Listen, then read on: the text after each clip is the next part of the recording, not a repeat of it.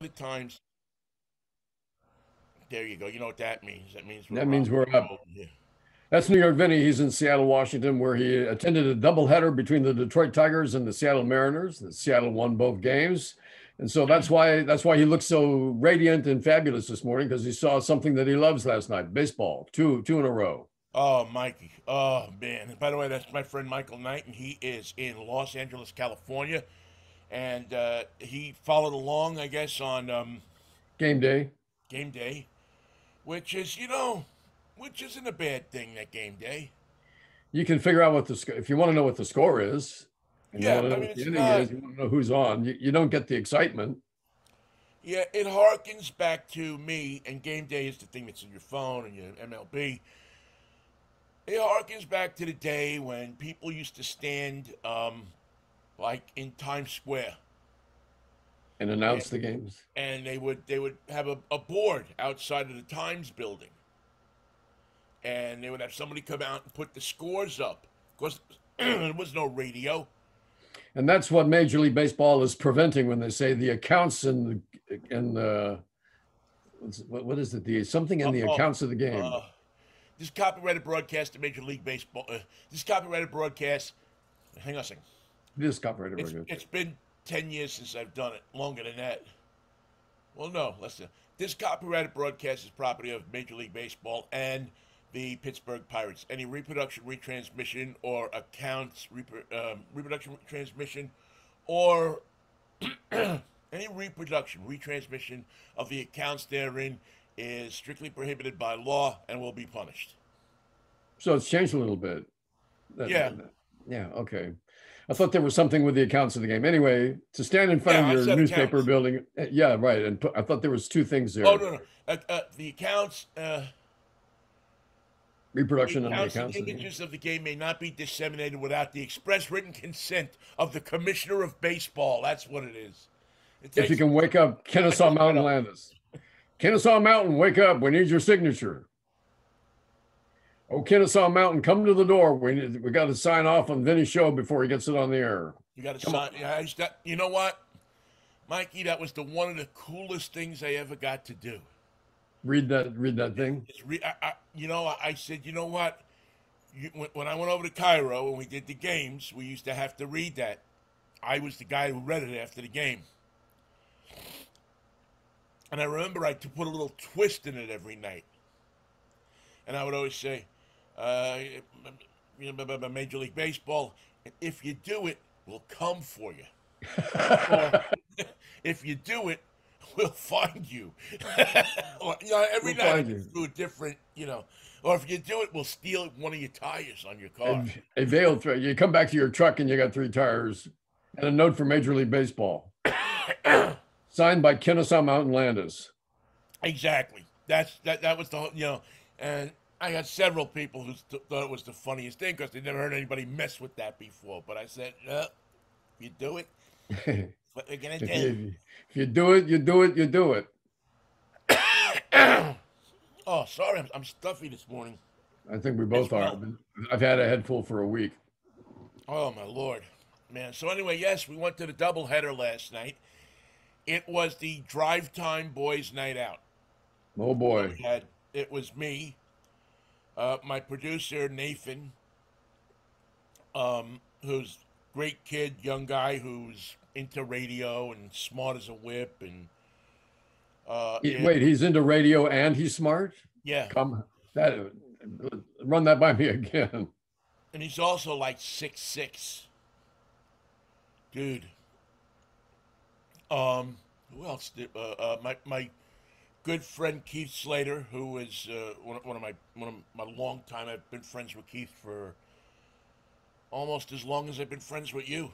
No, no, I've been friends with him longer because we were roommates before I got into radio when I was still doing insurance in San Francisco. I'm an insurance man. So that was I've known him since '82, I think, or '83, and um, Robert, who works for one of the companies that supply us with cars to test, and so And certainly the guy that you want to meet. Robert's the guy you want to know. Well, yeah, Robert's the guy you want to know. Well, no, actually, he doesn't. You know, it's funny. He doesn't run things. He's not the guy that makes the decisions or anything like that. He's the guy who cleans the cars, washes the cars, gets them ready, preps them, and then helps deliver them. Um, So he, I mean, the only way he's getting to a ball game is if somebody's taking him. So it was cool to be able to, to take him to a game. As kind of a thank you for, sure. for For all the hard work. yeah. I mean, the guy works his ass off, and he's a great guy. And And there's a lot of parts to a car. If you're the man who has to detail it, you find out how many damn parts there are to a car. Especially that spot behind the rear wheel where you get the rud grunge, and well, that's hard to get off. well, that and also the fact that now I'm very considerate when I do these cars. I'm one of the few people, and I learned this a long time ago. Somebody many years ago sent out a paper of the things that somebody who is in this business and does this, and you've done it, Right. should do. And one of the things struck me. Well, a couple of things struck me. It's always return the car full of gasoline. Always answer questions to people nicely about the car. Don't be an idiot while you're driving it. Just a list of things. And one of the things on there was always return the car in the same condition you got it. And I took that to mean that before you give the car back, and I do this with every car now, and I started doing it years ago, I take it over to the car wash and I vacuum the car out. So all of the stuff that fell out of my mouth while I was driving it or fell into the, what do you call it? The cup holders and everything, I take it out because The it's crevice. disgusting.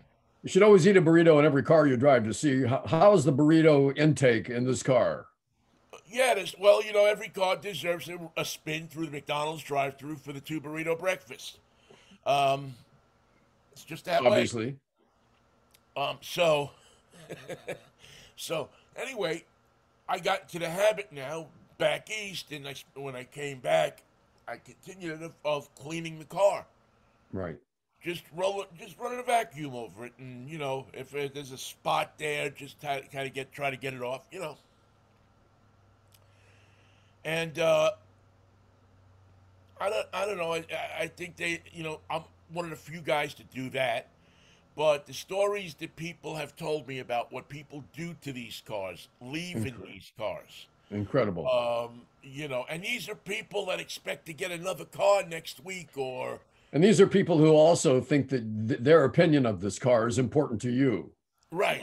Yeah, which we realize it's not. Your opinion. Now, Vinny, I would ask you any question about any car. If I were going to buy a car, I'd do a lot of homework with you. But for the person who trashes a car because he gets it for free, I don't want to know his opinion on anything. Yeah, I would agree with you. I would agree with you. I'd say if you can't take care of that car, and I understand. Like, listen, when I had the Bronco, the Raptor, and I took it off road out to the lake there with the dry lake with the trees. I forget the Stump Lake, Lake Cachilas Lake. It got pretty dirty. Now I didn't clean the outside much. I mean, I hosed it down. I didn't leave the caked mud and everything on it. But I got a vacuum and I went through the interior of it. Just so the stuff wouldn't sit there, just so it wouldn't, get into the the materials and stuff like that. It's only common. I mean, they teach you that in the Boy Scouts, Michael. I mean, I don't know if you're ever a Boy Scout, but leave it like you found it, or I was a Boy Scout. Leave it in better condition. I was in a Boy Scout troop that was more interested of us standing at attention and acting like a paramilitary outfit, marching and lining up in straight lines. And They didn't care if we could tie knots. They didn't know if you know how to sharpen an axe or hike in the woods, what to do when a bear comes, how to camp, how to bivouac, how to build a latrine, how to do any of that. They didn't care. They wanted to know if we could stand at attention and look like we were some sort of extra troop that had been deployed by the Sea Scouts to control parking and take little old ladies away who crossed the line.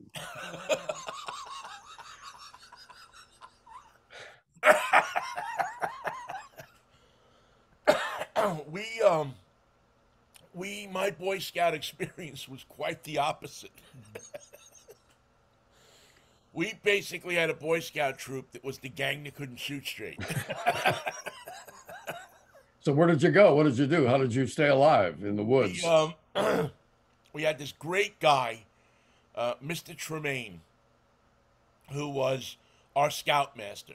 I'll never forget the guy, and he lived around the block from me, and you know, you came in and you lined up, you know, and you did the Boy Scout pledge and all of that stuff. You know, the on my honor, I will do my best to help the Girl Scouts get undressed. That, you know, all of that stuff. But then, you know, you were in patrols, and we would go on like these kind of wild.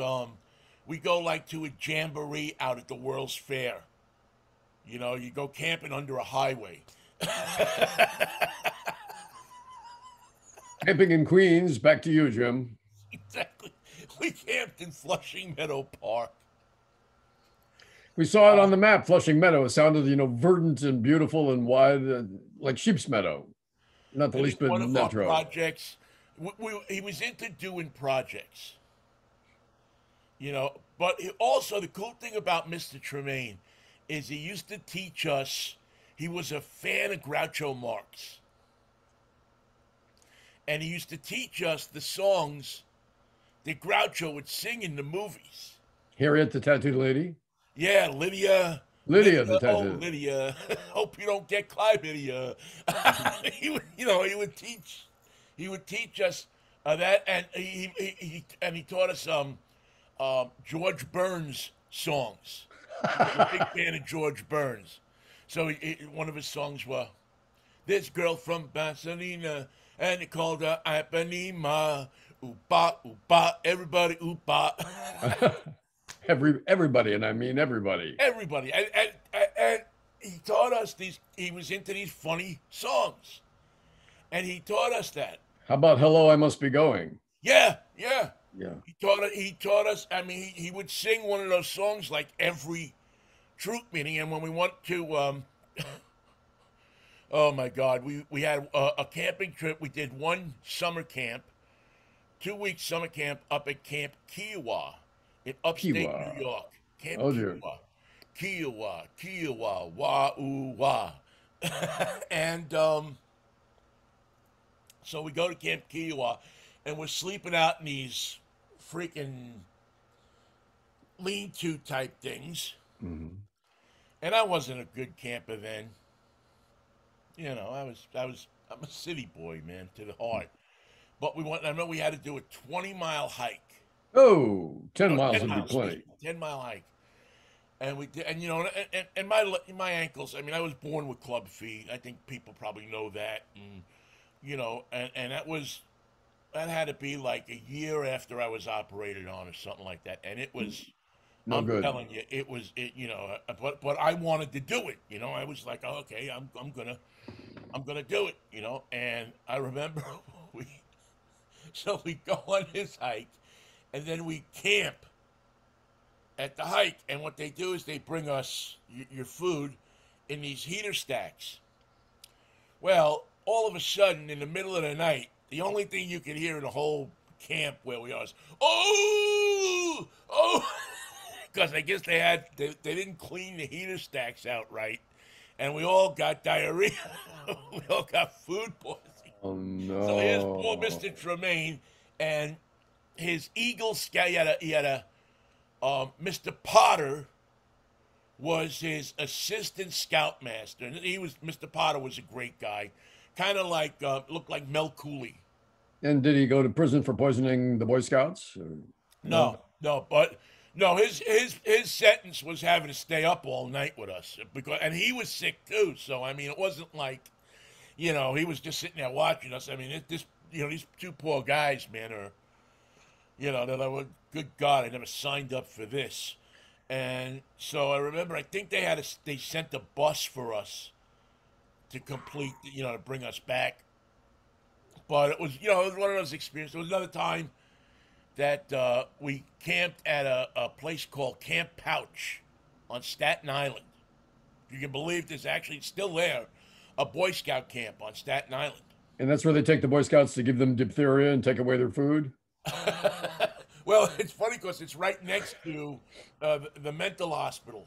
At the time, it was this large mental hospital. So that's where Mr. Tremaine. That is cooking was TMI. Now, Mr. Tremaine did something at one of these things that probably last until today in my mind. That I know last until today in my mind. So it's we're sitting around a campfire at night. And so, Mr. Tremaine's telling stories. And all of a sudden he tells the story of the hook. No. At Lover's Leap. And of course, he pulls out the hook. He has one with him. Just like in the movie. Right.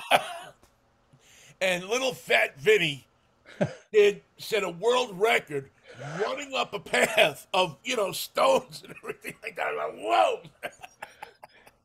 Look at that boy go. I must have, I still to this day don't think I ever have moved that fast in my life. So, how old were you?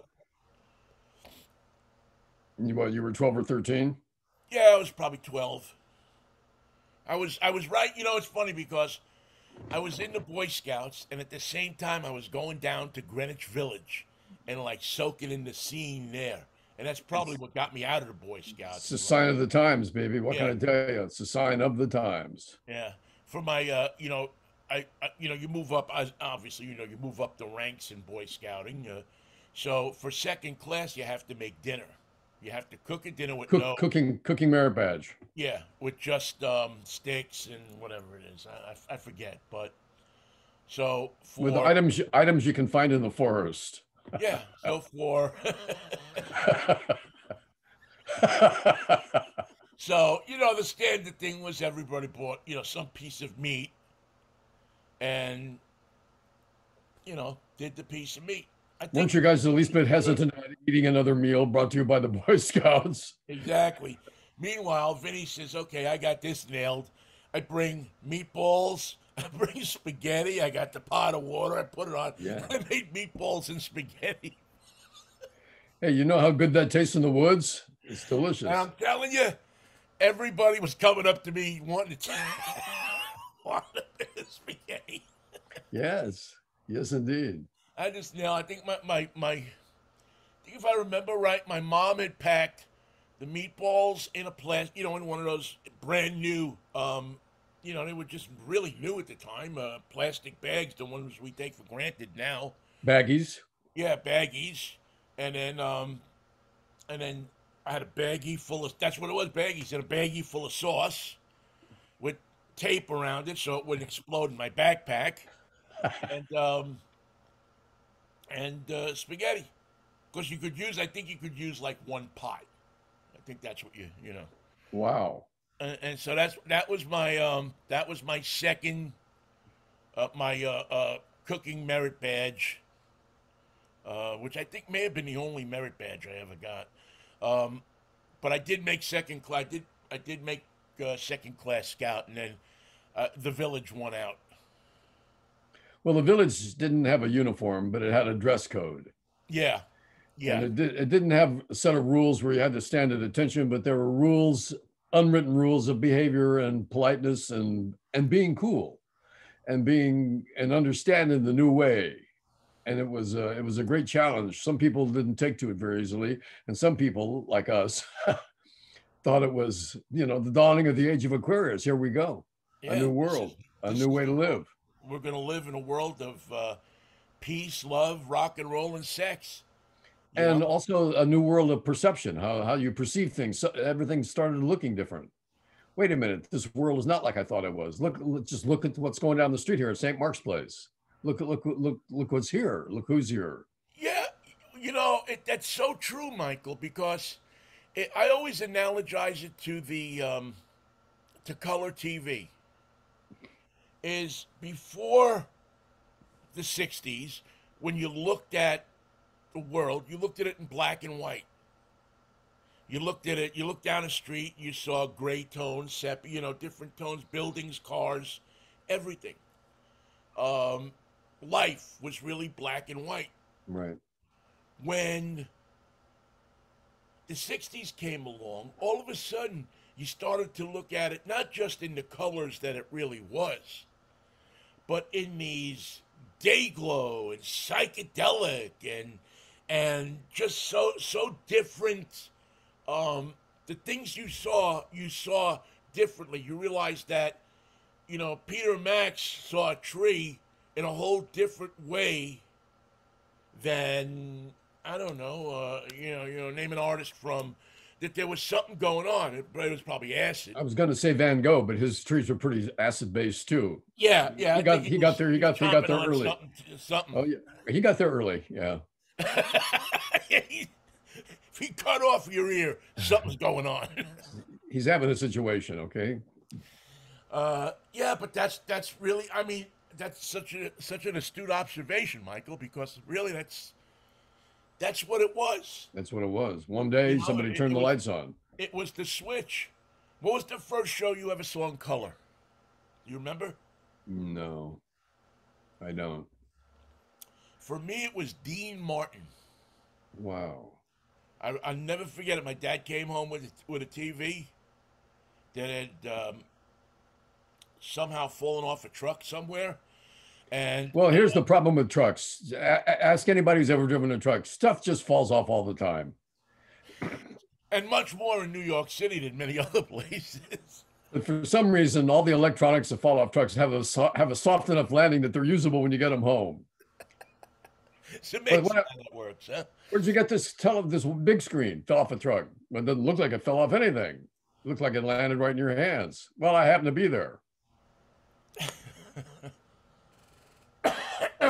Yeah, and it was such an awakening to look at things. I mean, here's the gold diggers. And looking at the gold diggers in a whole different, Dino's. He's not black and white anymore. Now he's colored. You can see his cheeks are red and his nose is red. He looks like Rudolph the Red-Nosed Drunk. And it was just it opened up a whole different world to you. Right. And that's what going down to the Village or to Haight-Ashbury, or I forget where it was, in Boston or in LA, all these places where the beatniks were, but had now started to transition into I don't know, what are you going, the mod generation, the hippies. The hips, yeah, the hipsters, yeah, the hippies, from the beats to the hippies. Yeah. The beatniks cracked open the door and put a stop in it, so you put an iron in it so it wouldn't close. And all you needed was a crack, and the hippies went through it like water, and they got wider and wider as it goes.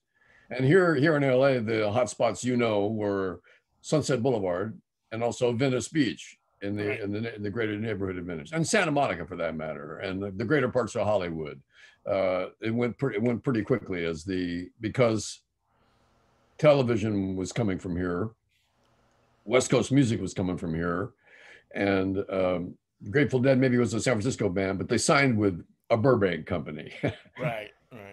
And that showed you the direction that the musical revolution had, and where it was being monetized and turned into something that we could all be buying in Kansas when we wanted to. Get the Grateful Dead album in Kansas was right away. It makes me wonder about that. The way things are released totally now. How long did it take for the Grateful Dead first album to get to Kansas to be in a record store? Was it immediate, or did it take weeks? I don't know the answer to that. Yeah, I would have to think that there was no sense putting it there until progressive radio, was what hip radio was called in those Right. days, progressive, Progressive underground. um, until there was a station in Kansas, or or somebody would run away. We forget that there was a runaway problem in those days. People, Yeah. kids, because I was one of them, were leaving their homes because they heard that there was this thing going on in either Greenwich Village or in San Francisco or LA. So they were packing up and hitchhiking or however they could get out to one of these places. And it was, if you were from Kansas, now for me, it was a train ride, Yeah. but if you lived in Olathe, Kansas, Olathe, is it, I think? Um, Sedina, Kansas. yeah, or Norman, Oklahoma, or places like that. It was if I want to know more about this, I got to get on the road and I'm gonna go to one of these I'm gonna places. have to find out on my own. And you would get caught. Remember, it was a big deal back then. It had these guys, ex-cops and stuff, that would go out looking for runaways, Yeah. and then would bring them home, get them home, and those people got back and they were telling their friends, "Wow, you got to dig what's going on in San Francisco. I mean, it's Because different than anything that's going on here." And that's why those radio stations were so important, because they were a clearing station for what was going on, what was new, what was coming, what was happening. And it occurred to me yesterday when I saw a story in All Access, which is a news service and job service for people in the radio business, for a new talk show, for what they described as, Vinny, a new talk show format called The Freak. The Freak. Now, that would be great. I would be more interested if the first freak wasn't in Dallas, which tells me that it's just a talk show FM station that may or may not be completely different from what we've already seen. Gesundheit Thank you. ist besser als being Krankheit. So I would like to think that the freak format for talk radio in Dallas is the freak format that I'm hearing in my head for a talk format in Seattle, San Francisco, or Los Angeles, where the talk formats are completely conventional, completely what you would expect. There's no liberal voice. Right. There's no funny voice. There's no hipster voice. There's no freaky voice. There is no voice for any of that, no matter what they call it. But that, to me, Vinny, is the next step that Cairo should be taking, especially in the afternoons. Do the morning slot when people are reliant on the news. But from the afternoon to midnight should be the freak format. And that means that entertainers are holding forth with ideas and concepts and discussions and a willingness to break all the mold, talking about things that people talk about, but not necessarily in the way that talk radio talks about them, and subtracting 100% forever, never to return, the hate talk that has galvanized radio, monetized anger and resentment and all the negative feelings that America is feeding on right now. Trace it right back to radio, and radio owes itself a favor. Take a mulligan and put the freak format on talk stations, but not the one that I'm hearing on the radio, but the one that I'm hearing in my head.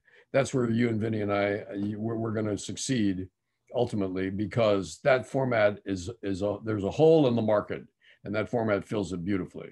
Well, Michael, as usual, you said many things in that statement that were very profound and very smart and very observant.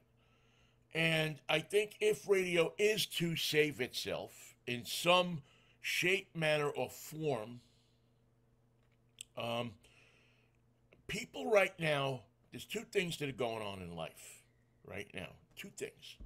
Number one, people are afraid of contacting each other still. There's still a general hesitance to go over people's houses, to get close to people. Okay?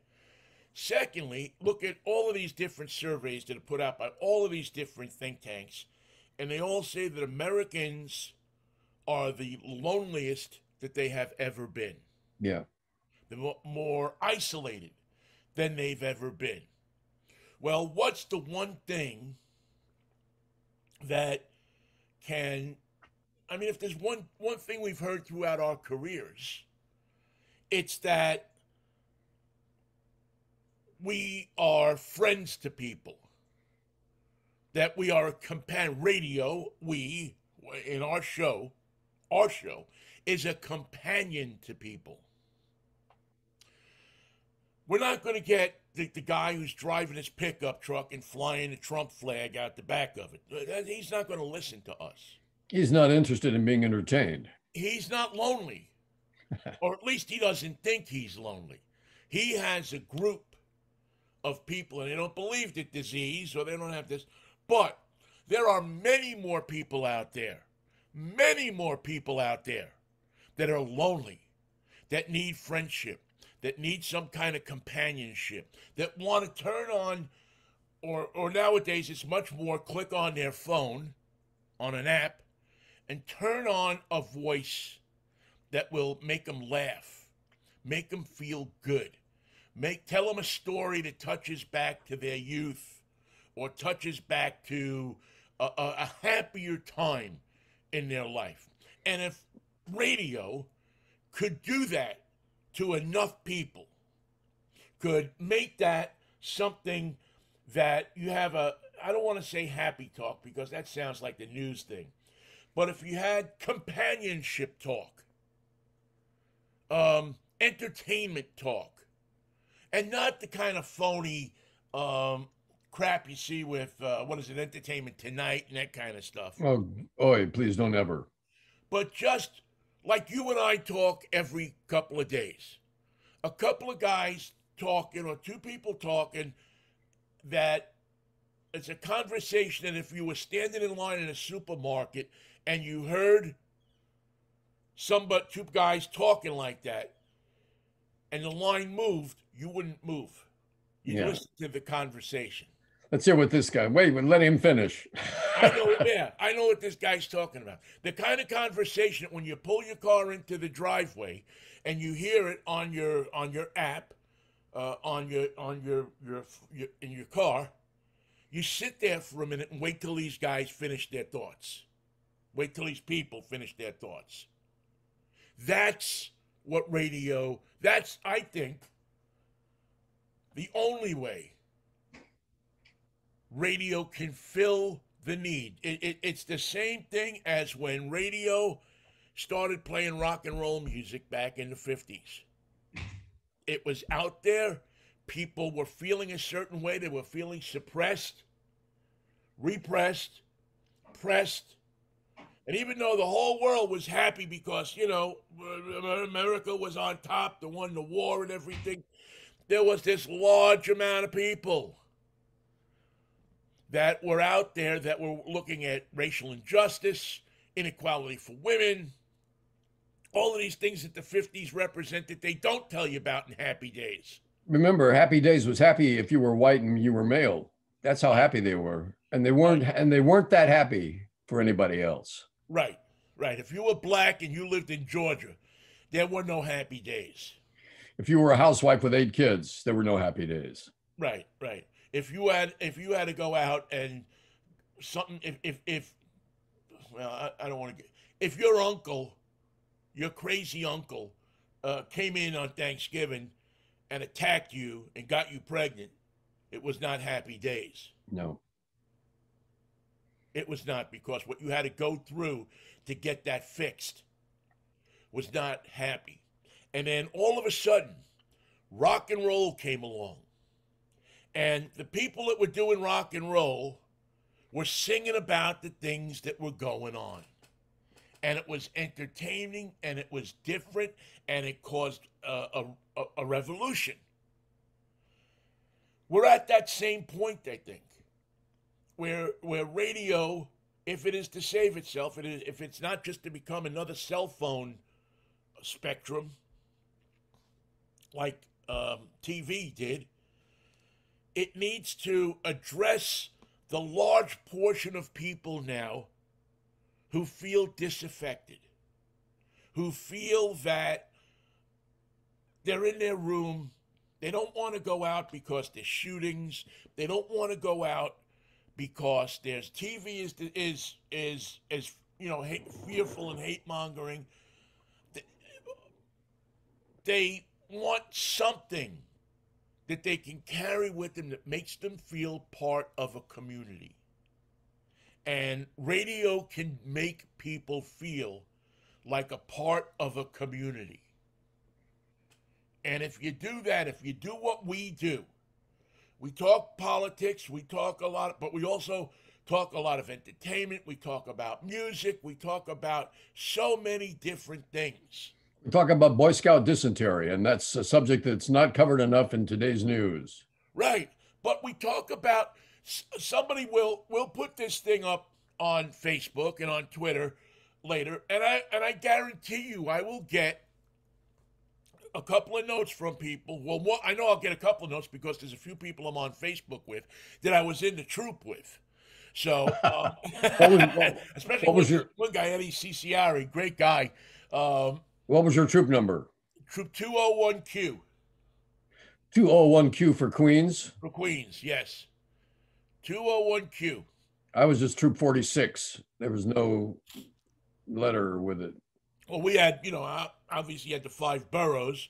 So right. You had so many Boy Scout troops. I mean, half the churches in town had a Boy Scout troop. Interestingly enough, it was a lot of the Episcopal and the Protestant churches. I don't remember many Catholic churches having Boy Scout troops. They had their own clubs. They had their own clubs from way back in the mysteries of Rome, don't you know?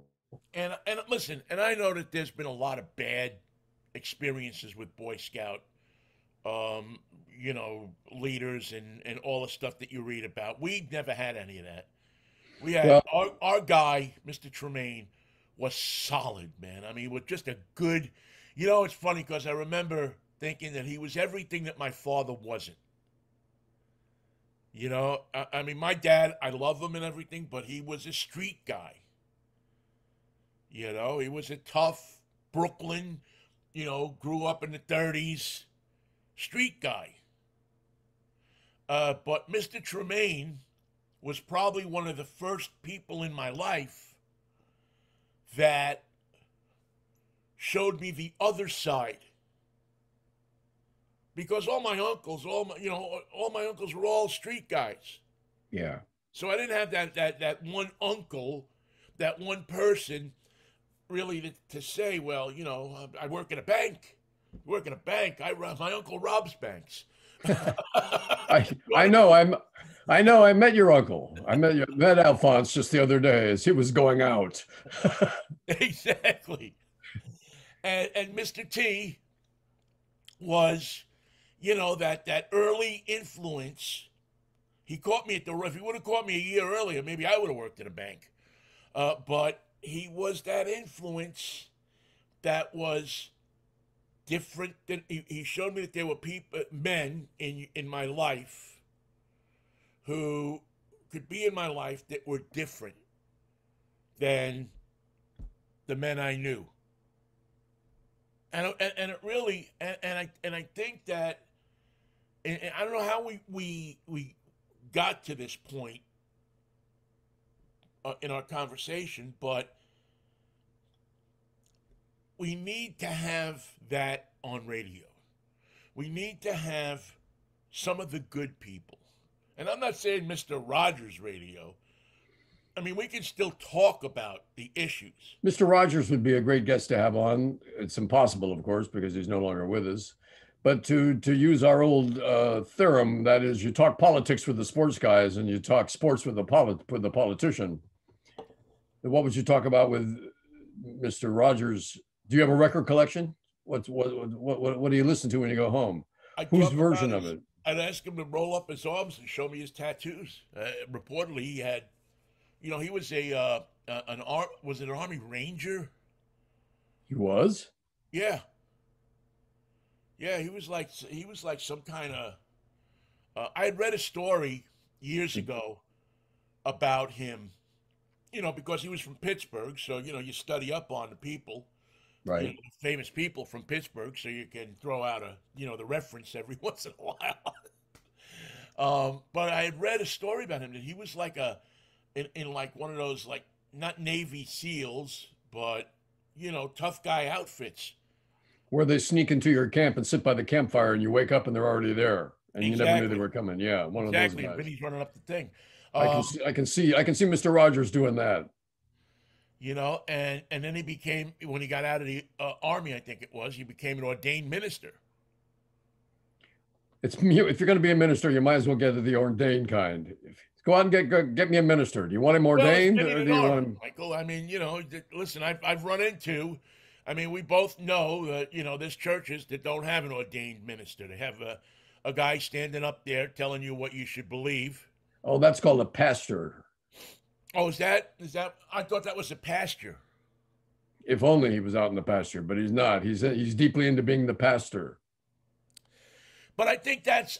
I think boy, I'm going to take this show and I'm going to send it to the National Association of Broadcasters because they're all sitting there in a hotel room in New York Wondering what to do. wondering what to do, and I think we just spelled it out for them. I think what their real problem is, they can't stop doing what they are doing. And the best thing, the radio never changes until somebody succeeds in a format somewhere, and then everybody monkey see, monkey do. Every major market, top 20 markets change overnight to the new format, the freak. Wait and see how long that takes. But the problem is the format is only a suggestion of the need for change. How you bring it about can't be done formatically. It has to be done organically. Here's a list of things we're going to talk about. How we're going to talk about them, we don't know. We're going to start with Vinnie and the Boy Scouts. Yeah. What are you crazy? No. Wait till we get to the spaghetti. You're going to love this story. But that's what progressive radio was. And another thing they did in progressive radio to break the format idea that's in our heads is they took the clocks out of the studio. You didn't know what time it was. You didn't know how much time you had. You didn't know how much time was left. You didn't know where you were.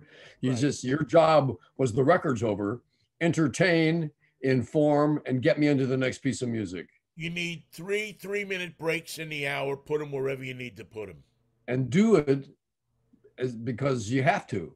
You have to make this work. You have to communicate. You have to sell it. You have to make it go. And don't do it like you've ever done it before. Stop using every crutch you've ever heard and every phrase you've ever heard in radio. None of that. Can't use it. Can't talk about it. Can't say we'll be back in a minute. Can't say a little Tom Petty in there. And that's it. Nope. None of that. Right. No, nothing. None of the. I got something tasty coming up for you right after. What are you gonna do? You're gonna send Twinkies to my house? And then what is so important that you have to do this first? Why aren't you talking about what you have to do right now? Because I have to play a commercial. Well, I have to break. I have to, And the other thing with that I remember about that, and you're so right, is you have the floating breaks where you put them where you need to put them. Right. It all inevitably led to some classic moments that people never forget. The one that comes to my mind right at the top is one night I'm driving along in listening to WNEW-FM, I believe it was at the time. 102.7. 102.7. Before the Where Rock Lives days. I mean, this was just these were the good days. This was the meat, man. This was the progressive days. And John Lennon is in the studio and talking to, I think it was Scott Muni. I think so. I'm pretty sure. And all of a sudden, John Lennon picks up the copy and does a White Castle commercial. So here's John Lennon rapping and flapping about White Castle. And I'm like freaking blown away. Because I'm listening to this while I'm driving. How can this be? Like, it's one of those golden moments where, today if you did that, some manager would come screaming into the studio, "Oh my God, I got to do makeup spots. Why did you let this guy, this hairy guy, read this, read this commercial?" And instead, it became one of the all-time classic New York City radio moments. Yes. Where here's John Lennon talking about something that everybody relates to. Except him. You could possibly go into a White Castle in New York at 2:30 in the morning, half bagged out of your face, and there could be John and Yoko. Yeah. Get in a bag. And the only way you knew that, a sack.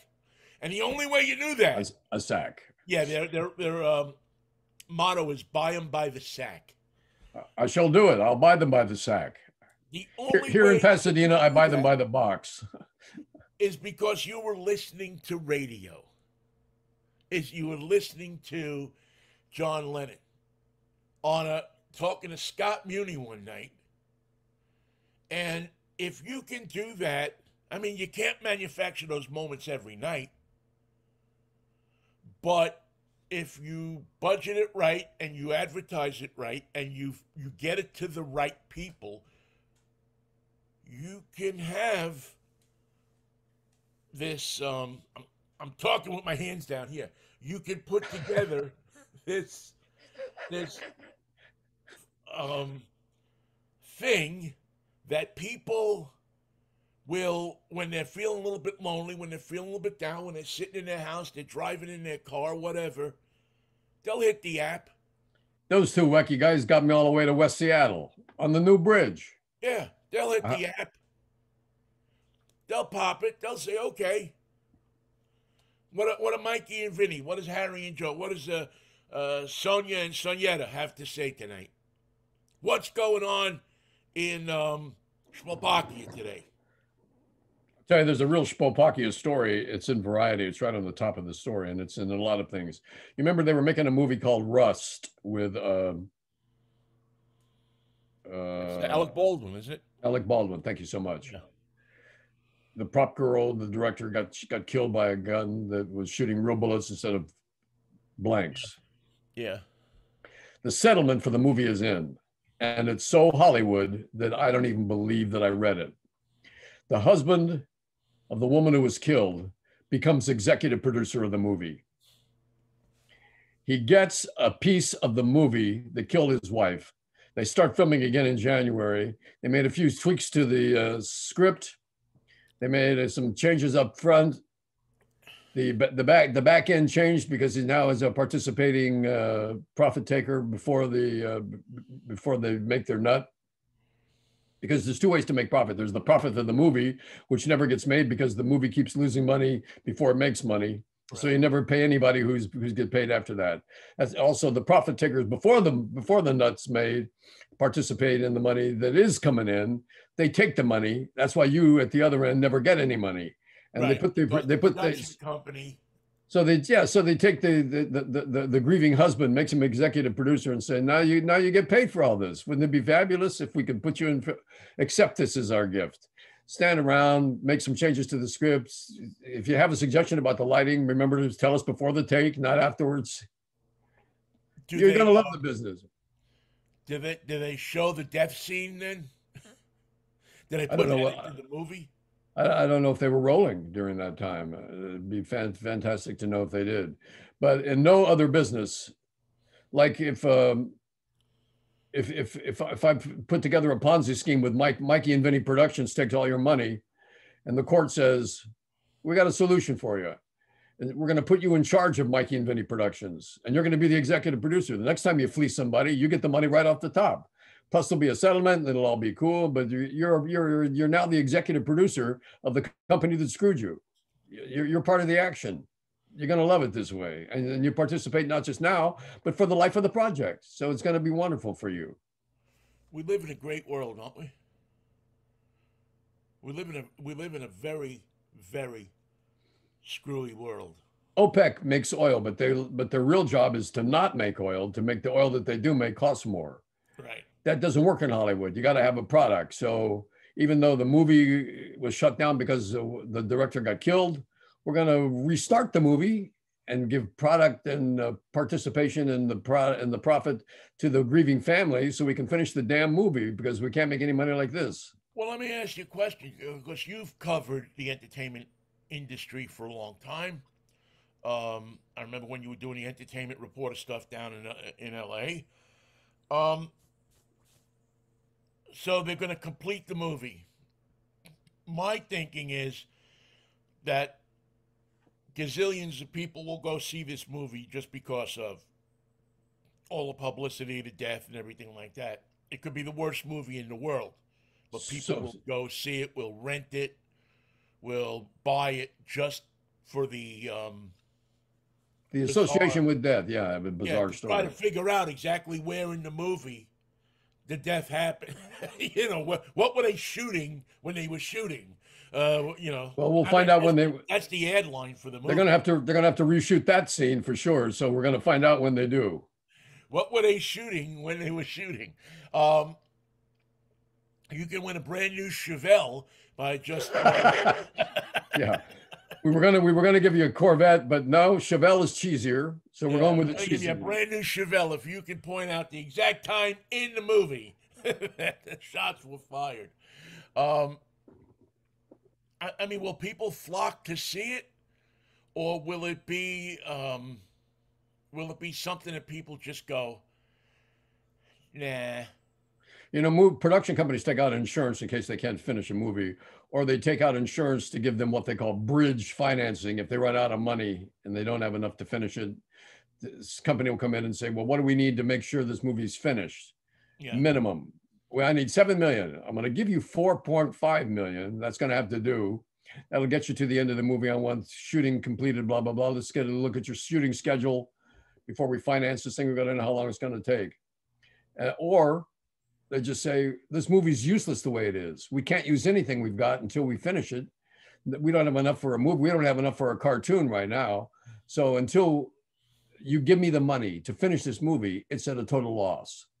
So you have to invest more millions to save the millions that you've already put into it, or else there's no payoff for anybody at the end. And Alec Baldwin wants to be paid. He doesn't care if the movie gets made. He doesn't care if it's a big hit. He doesn't care if it makes money for all his partners, but he wants to be paid. You can Well, bet he on that. sunk a ton of his money into that movie, but a reasonable person might look at it and say, should he be paid anything for this movie? I Well, mean, in essence, he's going to profit off of, um, and it's an accident. Nobody's saying that well, some people I'm sure are saying he did it intentionally. I'm sure there's some conspiracy. Marjorie Taylor Greene is probably sitting in a room somewhere with a bunch of nut jobs saying, that Alec Baldwin, I think he was having an affair with that woman, and that's hey, why. if you look at all the comments on it, did he pull the trigger knowing that it was loaded? Did he pull the trigger knowing that there was a problem? Did he pull the trigger? Did he shoot that person? Did she die as a result of his actions? You won't find the answer to that. Did Lee Harvey Oswald, was he somewhere in the area? I mean, He you said, I know, got a stomach ache, and we never heard from him again. I they called, nothing. they teach you early on in radio, don't look at the comments. When you put something up, or I mean, I remember, before you had Twitter and all that stuff, you used to have like a chat where you'd sit in the studio and people could just send you messages. And if you want to take your mind off your show, that's the way to do it. Yeah, and they wanted you to read those messages, not read them out loud. Now they want you to read them out loud, but in those days, they wanted you to pick, like, if there was a good one, read them. But they wanted you during the show to read the messages, and there was nothing worse in the world to get some idiot who would get on there, and because they're anonymous, type you some kind of ridiculous thing, and you're sitting there going, well, is that, and it takes your mind totally off the show. You're ruined. You're completely out of sync and coordination. It was just really, it was,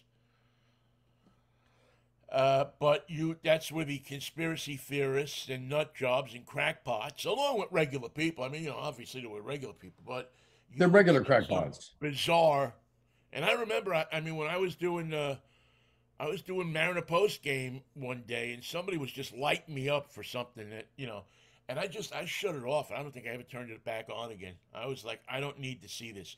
I'm here to give my opinion and talk to people, and I'm not here to have some crackpot who's trying to see if he can unnerve me on air, or get me to read what he's sending in. It's funny that someone from management would give you the absolutely wrong advice about that. We got this thing scrolling by. It's going to be great, instant communication. You're going to love it. I want you to read it, follow along with what they're saying, work it into your spiel, make it part of your delivery, understand that we're contacting our public in a brand new way. It's going to drive you crazy. It's going to take you out of your game. It's going to unfocus you. It's going to completely discombobulate you. It's going to destroy the idea of one break, one thought, one communication to one person, and make you think about this Biff Jiggerman who keeps bothering you. And it's going to make you think about me sitting at home, wondering if you're reading that or if you're doing your show. Like I told you. It was interesting because I eventually figured it out what to do. So what I did is I told the producer, I said, you look at these. And I don't want to know what you look at, but if you see something, and again, you have to have a very good, person. It's like a call screener. You got to have somebody that knows what they're doing. Like a John Hunter, I mean, you really got to. But eventually the producer would look at them and say, okay, here's a good one. Here's a good one. Here's a good one. And then I would read them. So you wouldn't see the nut jobs and the idiots and the people that are there just to try to knock you off your game. Yeah, that's a good solution. That's a good solution. You do it with that, like that. But if you just sit there, like I hear many, many talk show hosts do now. I mean, talk radio basically doesn't take phone calls anymore. In Seattle, I haven't heard a caller on a talk show. You know how I agree with you. And there was a time when I hated phone calls, but I've changed my mind about it. And I think it should be done as a bit. We're taking phone calls now and for the next 2 minutes on the subject of Boy Scout dysentery. Don't call unless you have a comment for those. We'll be back. Instead of leaving for 60 seconds, Vinnie's going to tell us the story of how he made spaghetti for the video. You do your spaghetti story. The calls are lined up and ready to go. And for 5 minutes, we do Boy Scout stories. Hopefully we don't have to punch too many tickets in terms of delay. There's definitely different ways to do it. And use it as a bit. There's definitely different ways to do it. You can do it like that. You can extend the conversation at the top of the hour. But again, it goes back to the organicness of it all. Yeah. It has to feel like it came up in a conversation, not like it was planned. Well, that's the interesting thing about this show that we've been doing now for a couple of years. This show, Monday, Wednesday, Friday, right here on Facebook, is that we both have notes. We ignore them, we refer to them, but we start usually with something personal that's in our lives. Not always. Yeah. We can start with Donald Trump. We can start with Bush Pocket. We can start with Vladimir Putin. By the way, Vladimir Putin, does he ever read the news? Does he know what's going on in the world? Because I don't think he does. He's making some tactical errors. And I was just going to say, Vladimir, if you want to be out of business by the end of the week, you're going to go out of business like Robert Hall's suits, and we're not going to get 2 pairs of pants with your exit. You're not going to happen. Yeah, you're in trouble. You're not going to get that second pair of pants with the Vladimir suit.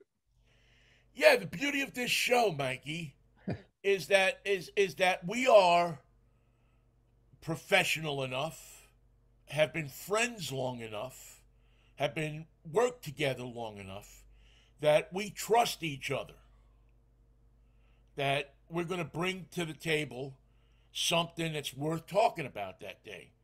We purposely do not talk before the show. Just say good morning. Yeah, when you hear us, you're essentially in our prep session. Essentially, you are in our show meeting. Here's my prep. And the funny thing about this prep, Vinnie, is my handwriting. I can't read half of this. Yeah. I made these notes, and I don't know why I bothered. because there's no power on earth that can decipher these into the English language. Here, I got mine here. I do it on an envelope. And Tug McGraw erased it. Tug, let him. There you go. Beautiful. I have an envelope, and before we do the show this morning, I slept late. I got up 5 minutes before the show, but it's what people don't understand is it's not about how am I going to. It's just doing it how it comes. Yeah, with energy and with personality, Right. and with a purpose in mind. The purpose is we inform and we entertain. We have no idea who you are in most cases, and maybe you don't even know who we are. And it doesn't matter, to tell you the truth. I saw these two guys talking. That's it? Yeah, that's it. No, these two guys talk about what? Well, anything. I thought I didn't want to hear about Boy Scout dysentery, but it turns out I did. Yeah. Because now I know how. That was a funny story. Now I know his mom helped him make spaghetti in the woods. A relatable, it goes back to relatable. Now, the trick is you got to find people that can do that. We can do it. So WABC in New York, if they want to do something, if they're smart, they can say, okay, we're going to bring Mikey and Vinnie in, and we're going to air the show here in New York, and we're going to air the show in Los Angeles. KABC and WABC. KABC and WABC, and we got these two guys that know a ton of history about both of these towns, can educate people, can talk to people. We're gonna air the show there, and we're gonna put it on an app so that anybody anywhere in the country can listen to it. And you can watch it on the website as well, and on Facebook, and you can watch it. It's going to be all over the place. Now, what do we do after 10 o'clock when Mikey and Vinny go off? Now we have to find the next two people. You can't just go back to. Right. Now you have to find two people. So who do we know that's the life of the party? Who do we know that is intelligent? Who do we know that we can match up? We work because we're different. Right. I think. Maybe you have a different opinion. We work because we're different in so many ways, but there's one common thread that keeps us together, and that is madness. Madness, I get it. Yeah. The ability to distill madness and put it through your speaker into radio madness. So if you have madness in your life and you can't monetize it, you can't use it personally, let us mix with your madness, and by the time you get it back, it'll be in a form that you can use somehow during the day. Exactly. That is why I've always believed that we can make you laugh, make you think, possibly make you cry, make you hungry. Definitely, you're going to get hungry because we always talk about food. I'm a guy that loves to talk about food. As a matter of fact, yesterday when we were going to the game, Michael, you'll love this. I picked my friend Keith up at the airport. He flew in from Spokane for the game. I think that's pronounced Spokane. No, Spokane to him. He flew in pretty for the sure game. I'm right. No, I said, "Oh, you hungry? Yeah, all right. Let's go get something to eat before we go to the game." We right up to Matt's Hot Dogs. Ooh. Over on I think it's West Marginal down there. Do they have Italian hot links? Nope. They have several types of dogs. Now I used to get 3. I would get one New York style, one Chicago style, and one chili dog. And I've cut down, so yesterday I only got 2. What'd you get? I got a Chicago, and I got a chili dog, because I can make a New York hot dog here. I got sauerkraut in the refrigerator.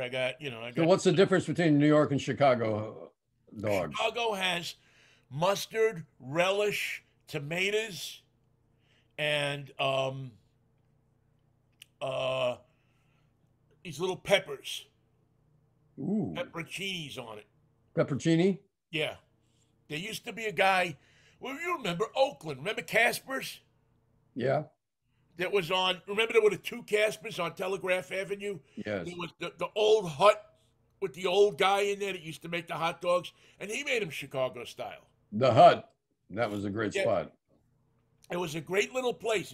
It just was Casper's. And he was open from 11 in the morning till 4 in the afternoon, and he was on this triangle, and there was a line out the door every day to get a hot dog. I loved it. I loved it. I Oh, loved the guy that was there. His wife um, was an old World War II guy. I'm sure he's gone by now.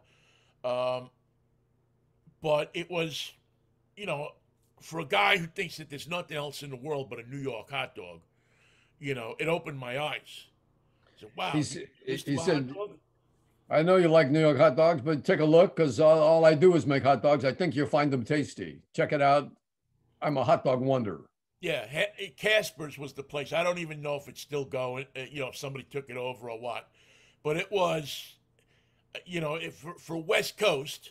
Matter of fact, I even took my father there, who was, who sold hot dogs in his later years, and he loved it. He thought it was a great, great thing. I remember I took him there, and him and uh, Mr. Casper were talking to each other about hot dogs. I remember sitting there listening to that conversation. Anyway, so I took my friend Keith up, and we had hot dogs, and then went to the ballpark. Perfect. You couldn't ask for a more perfect day. And I then need I need I need I need salted peanuts in the sack if that's okay. We'll get those later, but I'm gonna need those. we had them. Although, it was funny. Two things happened yesterday at the ballpark that not shook me, but made me a little verklempt. Uh, so we get peanuts. So the peanut guy comes, and number one, he does a Rick the peanut guy throw, Oh no. which I'm like, you know what, dude? That's Come Rick on. the peanut guy. I don't know. Probably it shouldn't have bothered me like it did, but because I knew Rick, Yeah. it had a little. And then he's got this. You don't use cash. You can't spend money at T-Mobile Field anymore. All cards. All cards. You can take your money and you can buy a card at T-Mobile Field. A cash card, a Visa cash card, and Right. stick it in the machine. But all the vendors have these little handheld machines. And when the guy asked, my friend Keith was paying for the peanuts. When he held the machine out to Keith, he suggested that he give him a tip. Whoa. And that's the first time that I had ever, and suggested it really in a couple of times, No. enough that it made me kind of uncomfortable. And I don't know if Keith tipped him or not, but I was just blown away by that because listen, Is the I've first screen? tipped vendors, Yeah. but it's something that I don't know. I felt like there was a pressure put on somebody. Well, the first screen I bet comes up and it's the tip screen. It's Yeah, not your it's yeah, not your charge. It's how much of a percentage do you want to tip? right, right. And I just uh and the way just the way he did it was it just felt weird to me. You know, Well, it is weird. Tipping is not supposed to be his idea. It's right? supposed to be Tipping, your idea. right, right. Tipping, and I understand with the mechanics of everything and so on and so forth, but. When in the old days when you sit there and sit with four of your buddies and you buy four beers, and the beers are I don't know $4.50 a piece. You hand the guy a 20, keep the change, or you hand him 25 bucks or whatever. It depends on how many beers you've had usually, how much you tip somebody. And you can drink beer apparently all the way during a game in Seattle, which is something you Well, can't do no, in no, San no. The Francisco. only way, no, it was interesting because I hadn't done it in years, but because of the double header, they continued to sell beer into the 10th inning. And that was some 10th So inning. That was some exciting 10th inning. it was. And so, and I even posted it on Facebook. I said, this is something I've never seen. Well, I've seen it before in the old days, but haven't seen it in 25 years in a ballpark where they're out there serving beer in the 10th, and then eighth, ninth, and 10th inning. Usually all beer sales stop in the seventh inning. I saw it at Candlestick Park between the Giants and Dodgers, a day game. They pulled the beer in the third inning. They said, "Whoa!" They're watching their count. How much beer is in this crowd right now? Yeah, What? I've Pull seen the I've plug. seen that too, where they've pulled the sales early because they were selling so much of it that somebody We somewhere as- said, "Oh we no, assume that if you're buying it, you're drinking it, and if you've had that much to drink, no, no, we're not going to go any further with this. We've seen you guys. We've seen you, damn baseball fans, all tanked up on beer. No, And I no. didn't have a problem with that, Mike. I mean, I thought it was actually cool that they did it Oh yeah. because not many people left. People were still sitting there.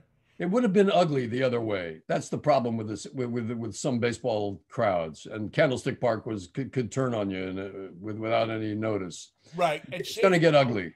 yeah, and T-Mobile, Safeco, the Seattle crowd is a much more sedate crowd. And I think by now people are kind of educated I mean, most people. There was a couple of idiots I saw that were, it obviously had a little too much to drink. But Every day.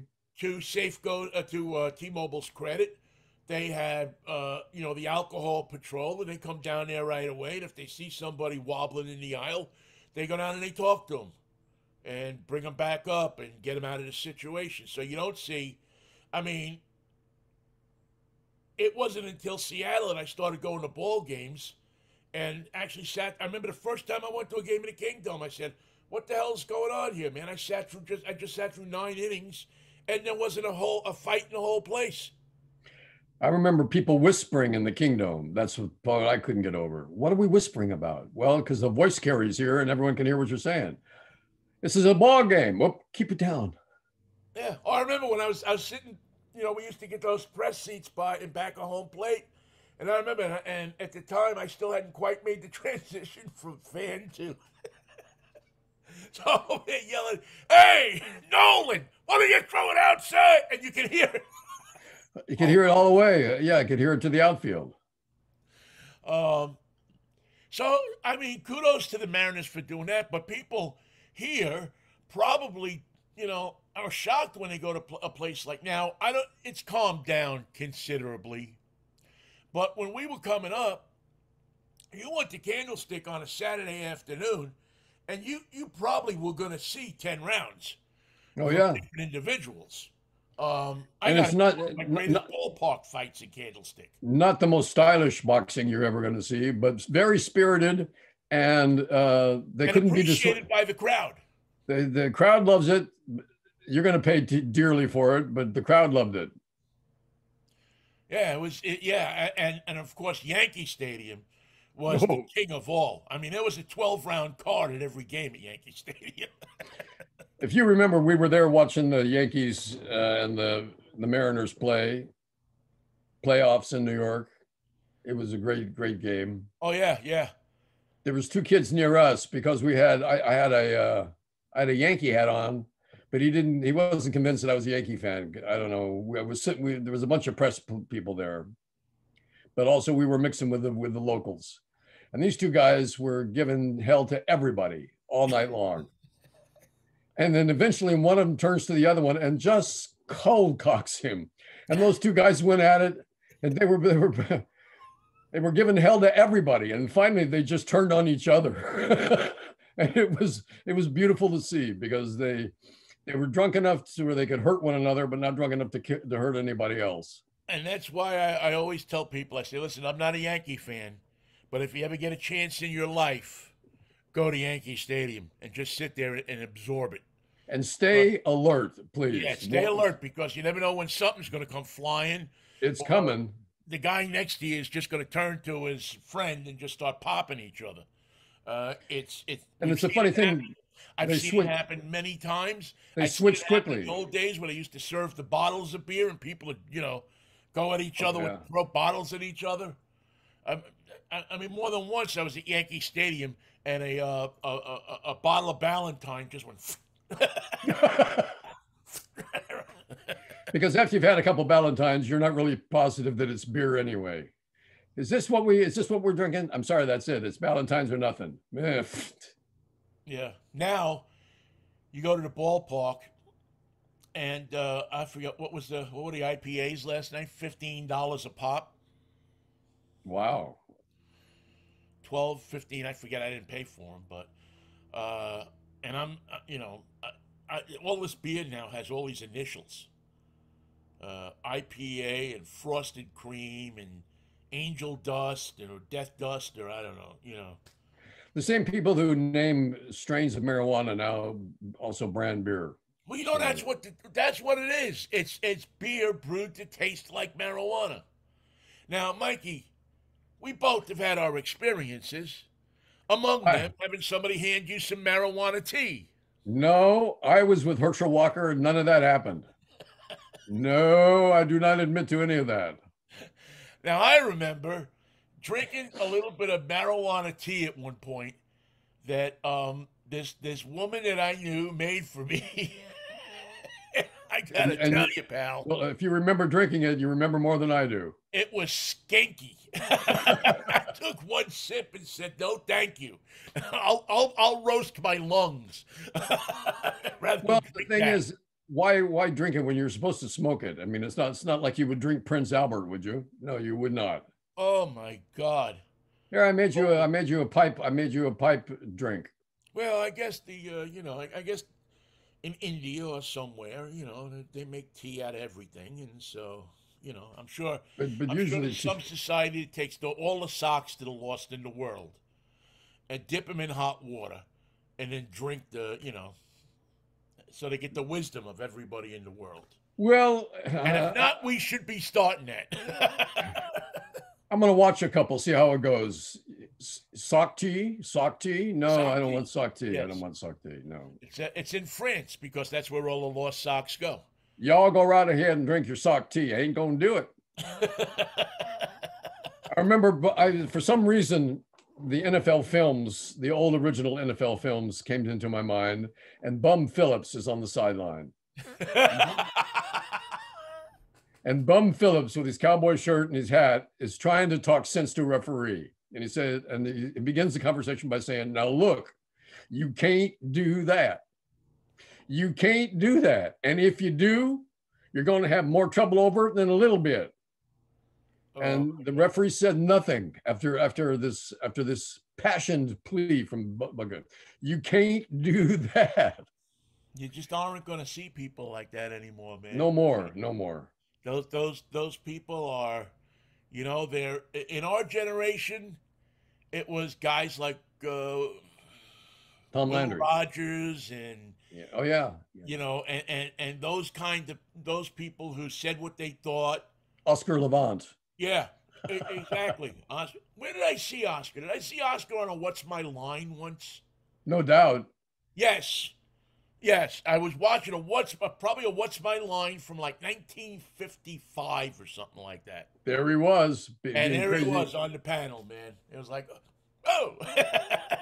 But there were these people who were, of all ilks of life, but they were what probably you would call today influencers, Yeah. right? And Bump Phillips was one, not just because he was a football coach, but he had a style that you weren't going to see anymore. No. Salvador Dali Oh, Salvador. was another one. He was an artist, but he also had a style that would not work today. Would not work, but yet, as people who have crossed the generations, you appreciate them and what they said and what They were unique to themselves. They right, were all by right. themselves in the world. I guess maybe the one that you would think about today the most is Post Malone. Is Post Malone the Salvador Dali of our time? No, but he can be the Post Malone of his time. That's the most I can give him right now. Yeah. I think we're short a little on characters who are lovable, adorable. You want to know more about them. You fantasize having dinner with them. A character who would be equivalent to Salvador Dali or Oscar Levant or Bum Phillips. If you can see Oscar Levant, Bum Phillips, and Salvador Dali at a dinner table eating White Castle, that is an American picture that I'd like to have Well, more I of. mean, if you think about it, that's what the talk shows were in the early days. Yes, he brought And on a character. if you know now, and you really got to go back to see this, and I know we're running way over, but that's okay. We're having fun. If you go back and you look at the old tapes of the Merv Griffin show, the Johnny Carson show, nowadays Jimmy Kimmel has somebody come out. They sit there, Kimmel and him talk. Maybe he brings in the security guard guy for a Guillermo. couple of hits, and the guest gets up and leaves. And Letterman really started that of just the one guest. But in the old days, when you had 90 minutes to do your show, or you had even in the 60-minute versions of Carson because he was into it, you would have Bob Hope would come out and he'd do a segment with Johnny, and then go to break, come back, and Louis Prima comes out. Bob Hope moves down the couch, and now here's Louis Prima. But Bob Hope is sitting there, and when Carson's talking to Prima, Hope is like throwing stuff in too. Sure. That's why they were all waiting for the next guy to come out, who was George Gobel. And George would bring his guitar. Right. And so now you have the dinner party. Yep. Now you have three interesting people sitting on the couch. Ed's on one end. Johnny's there, and Johnny knew how to play each one against the other. Johnny knew how to say nothing when it was time. Right. Johnny said, "Let this go. Oh, let it go." And so now you didn't just have, just have one cultural icon or one person who was interesting. You had three. And the cool thing is that you got to see what essentially amounted to a party, a dinner party, a session for usually about an hour or whatever it was, where they were riffing off each other. And Ed was throwing stuff in, or chortling in the background, and Johnny's there. But it was fascinating television because it really let you into who they were. It made you feel like you were inside the Rat Pack. You were inside those people. You were at a party, and they were having a conversation sitting on the couch. Jack Parr started that with a lot of the crazy people that he would book on the show. Yeah, Merv Griffin. Yeah. Merv Griffin I remember watching a Merv Griffin show where he had Monty Rock III, who was a guy that was around New York for years, and he was one of those guys that nobody really knew what he did, but he got on the talk shows. He was outrageous. He was outrageous. Who else did he have? Gypsy Boots. Jane Mansfield. Jane Mansfield and Gypsy Boots. James Mansfield with Mariska Hargitay on her lap, and his art the teacher holding and trying to play with Mariska, and it's obvious that Treacher, who was Merv's sidekick, if for those who don't know, despised children. And a lot of other things too. Arthur was giving no quarter to her, but he knew his job at that point was to keep the kids' attention, so Merv could organize Bonnie Rock, and I forget who the third person was, but there was a third person. And then the greatest thing about it all is about 15 minutes before the show is over, Johnny says, or Merv says, whoever it is, I'd like to bring out it was Richard Pryor. Wow. We just have a guest. And Richard was sitting next to Merv.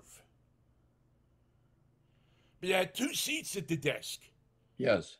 And Richard Pryor is sitting next to Merv, and I'll never forget it because Richard Pryor started eating cigarettes on just picked up Merv cigarettes and started eating them. I don't know how it, but and then 15 minutes before the show is over, they bring out the musical guest. And out comes here's a new group that we just had from England, Ray Davies and the Kinks. Yeah. And the Kinks come out and do a song, maybe two if they got enough time. What a show. I mean, you're getting that 5 nights a week from from 8H and Rockefeller Center, from the Little Theater on Broadway, from Burbank later. And it's all, and the talent bookers, the people who booked those shows, were unbelievable because they knew how to weed out, knew how to find out incredible people that would entertain you. They could stand on their own in that environment and do well. Right. You could sit a Monty Rock next to a Bob Hope, and usually it was gonna turn out okay, And if not, you knew that the next night it would. And if it didn't, Johnny or Merv or Jack or Steve, those people were going to be there. I mean, the talk shows today, these late night talk shows, they're okay, but they don't have. It's all individual. They're so usually based on what movie's coming out that week. Yeah, and you don't see. Letterman was the last one really to do it. I mean, Kimmel does it with the security guard guy. His name is escaping me now. Guillermo, thank you. But he's and Guillermo's funny. Guillermo's funny just by sitting there. Yep. But you got the monologue. You got all those people, but you don't have the Mrs. Miller anymore. That's okay with me, I guess. Mrs. Miller, Merv Griffin's Mrs. Miller. I desperately wish I didn't remember it, but I do clearly remember it. But yet it was a great bit. He had this one woman, Merv Griffin had this woman who sat in the audience, and she probably had to be in her mid-60s with the glasses, and she was a husky, kind of a big woman. And not real big, and she was just part of the audience. And every once in a while, Merv would, what do you think about that, Miss Miller, Mrs. Miller? And, and Mrs. Miller would chime up. She even had a record album. She had more than one. Mrs. Miller sings the hits, my God. Stop her now before she sings again. Crazy stuff. All right, Michael. By the way, speaking about singing, I have what I believe may be the all-time best cartoon for Saturday morning. Ooh, what's it called? I may have the absolute all-time winner of the cartoon feature. By whom? Should I give it away? I don't know if I should give it away. It makes people listen to the show. Yeah, that's true. You want to save it for Friday's show? Yeah, let's save it for Friday's show. We'll forget about it and never mention it. You know that. No. We'll mention it because it's so good. It's so cool. It's so awesome. And it's brand new, which is really even more, because usually we have to reach back into the oldies bit. So it's been released by an artist we know or someone we don't know. Oh, it's been released by an artist everybody knows. I would hazard a guess that there are not 25 people on Earth that don't know this person. So it's Springsteen. No, it's not. It's out of the box. But it is a cartoon. It is fantastic. It is moving. It's just great. It's just off the charts, man. Has it been recorded before? No, it's a brand new piece. Wow. All right. I don't know what it is. I don't know. I wouldn't even know how to try to find out. It's, well, if you knew my TV viewing habits, Dean Martin, you'd probably have an idea. But Dion DiMucci. Nope. It's not somebody that you associate necessarily with singing. I'll give you that. So it must be an actor. I'll give you that. It's not somebody that you associate with singing. Yet, you've heard him sing. Oh, I just gave something away, didn't I? You've heard them sing. You don't associate them with singing. But you've heard them sing. Oh. All right, you think about it. I'll never think of that. We'll visit it again on Friday. Mikey, we did almost 2 hours today. Well, that's because the creek didn't rise, just like you said. And you know what? This may possibly be the best 2 hours. No, we did an hour and a half, 138. Freak Radio, ladies and gentlemen, the new format coming to Talk Radio with Mikey and Vinny. I don't care what day part they give us. I think 10 to 2 would be more appropriate, but we'll see. I love 10 to 2. Of all the shifts I've done in radio, I've done them all. 10 to 2 is better than all nights. Is better than overnights. But you know what? If we got to start at midnight and go till 6 in the morning to prove ourselves, Mikey and Vinny until dawn. Sometimes you got to do it. But if we do that, we have to be allowed to play records. Yeah. We have to be allowed to play music. It would be a benefit to everyone involved. We play the best music that you can pick. I can assure you that. You got 2 music directors here that you wouldn't get any other where on the planet. So let us go. And don't be knocking on the door during the show. If you want to talk about it afterwards. Yeah. Leave the studio, leave the station, stay home. If you got something to say to us, tell somebody else. Send us an email in the morning. Don't send it during our show. You got something really important to tell somebody while they're on the air. Tell somebody else. Yeah. Unless, of course, you've gotten a notice that the building is on fire. Then we would appreciate if you called us. If you can exit the studio. That's what the hotline is for, okay? Not what you use it for. It's for when the building's on fire. Right. That's why they call it the hotline. It wasn't hot when we got here, but it's getting hotter now.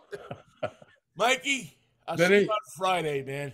It'll be a Freaky Friday. See you then. If the Lord's will and the creek don't rise, we will all see you on Friday as well. Thank you so much for listening to the show. We always appreciate it. And remember our thing that we implore you to spread around the world: peace, love, and Manischewitz. What a wine. Bye-bye.